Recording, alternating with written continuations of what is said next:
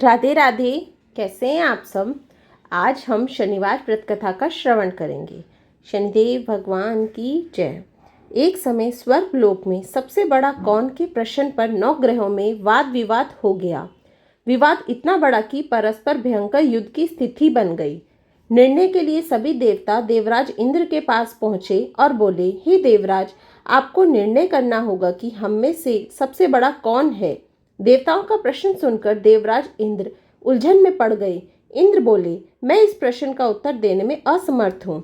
हम सभी पृथ्वी लोक में उज्जैनी नगरी में राजा विक्रमादित्य के पास चलते हैं। देवराज इंद्र सहित सभी ग्रह देवता उज्जैनी नगरी पहुंचे।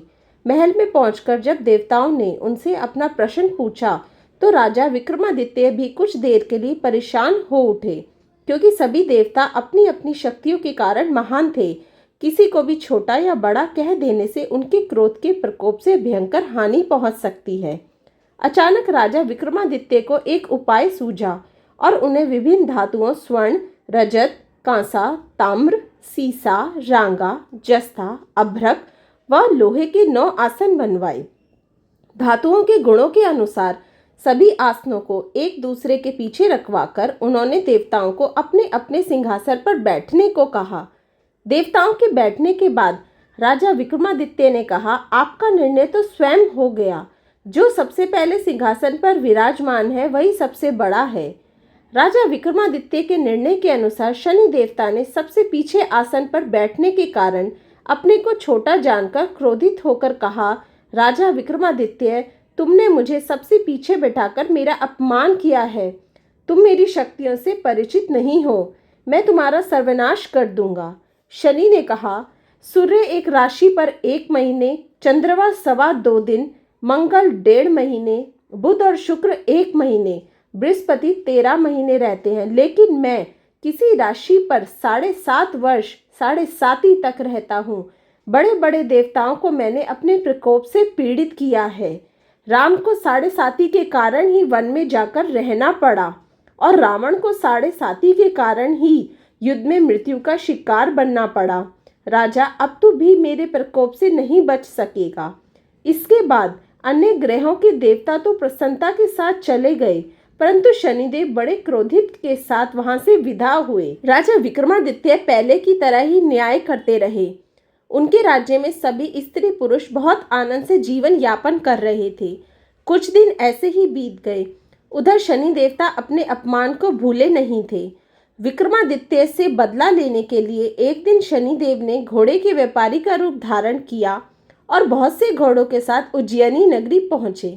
राजा विक्रमादित्य ने राज्य में किसी घोड़े के व्यापारी के आने का समाचार सुना तो अपने अश्वपाल को कुछ घोड़े खरीदने के लिए भेजा। घोड़े बहुत कीमती थे। अश्वपाल ने जब वापस लौटकर इस संबंध में बताया तो राजा विक्रमादित्य ने स्वयं आकर एक सुंदर व शक्तिशाली घोड़े को पसंद किया। घोड़े की चाल देखने के लिए राजा उस घोड़े पर सवार हुए तो वह घोड़ा बिजली की गति से दौड़ पड़ा।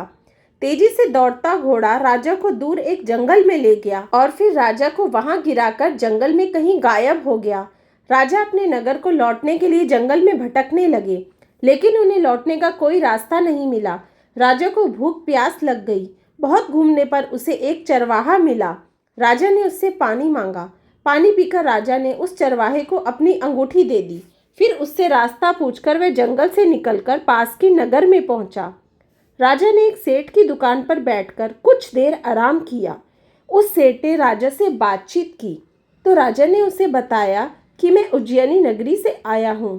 राजा के कुछ देर दुकान पर बैठने से सेठ जी की बहुत बिक्री हुई।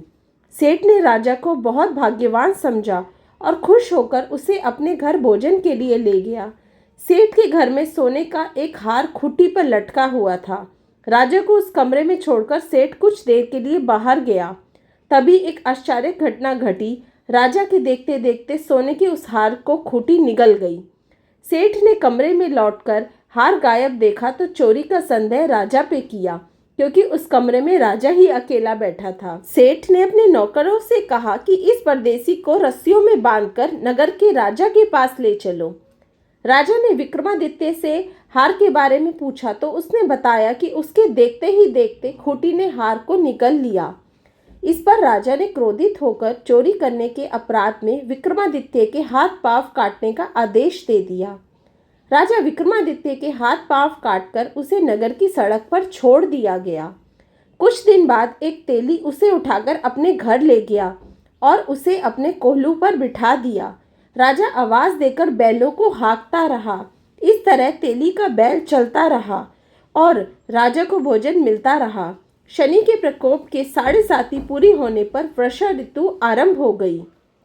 राजा विक्रमादित्य एक रात मेघ मल्हार गा रहा था कि तभी नगर के राजा की लड़की राजकुमारी मोहिनी रथ पर सवार उस तेली के घर के पास से गुजरी। उसने मेघ मल्हार सुना तो उसे बहुत अच्छा लगा और दासी को बेचकर गाने वाले को बुलाने को कहा। दासी ने लौटकर राजकुमारी को अपंग राजा के बारे में सब कुछ बता दिया। राजकुमारी उसके मेघ मल्हार से बहुत मोहित हुई, अतः उसने सब कुछ जानकर भी अपंग राजा से विवाह करने का निश्चय कर लिया। राजकुमारी ने अपने माता पिता से जब ये बात कही तो वह हैरान रह गई। रानी ने मोहिनी को समझाया, बेटी, तेरे भाग्य में तो किसी राजा की रानी होना लिखा है, फिर तू उस अपंग से विवाह करने अपने हाथ पांव पे कुल्हाड़ी क्यों मार रही है। राजकुमारी ने अपनी जिद नहीं छोड़ी। अपनी जिद पूरी कराने के लिए उसने भोजन करना छोड़ दिया और प्राण त्याग देने का निश्चय कर लिया। आखिर राजा रानी को विवश होकर अपंग विक्रमादित्य से राजकुमारी का विवाह कराना पड़ा। विवाह के बाद राजा विक्रमादित्य और राजकुमारी तेली के घर में रहने लगे। उसी रात स्वप्न में शनि देव ने कहा, हे राजा, तुमने मेरा प्रकोप देख लिया, मैंने तुम्हें अपने अपमान का दंड दिया है। राजा ने शनिदेव से क्षमा करने को कहा और प्रार्थना करी कि हे शनिदेव, आपने जितना दुख मुझे दिया है अन्य किसी को ना देना। शनिदेव ने कुछ सोचकर कहा, राजा, मैं तुम्हारी प्रार्थना स्वीकार करता हूँ। जो कोई स्त्री पुरुष मेरी पूजा करेगा, शनिवार को व्रत करके मेरे व्रत कथा सुनेगा, उस पर मेरी अनुकंपा बनी रहेगी। प्रातःकाल राजा विक्रमादित्य की नींद खुली तो अपने हाथ पांव देखकर राजा को बहुत खुशी हुई। उसने मन ही मन में शनिदेव को प्रणाम किया। राजकुमारी भी राजा के हाथ पांव सही सलामत देखकर आश्चर्य में डूब गई।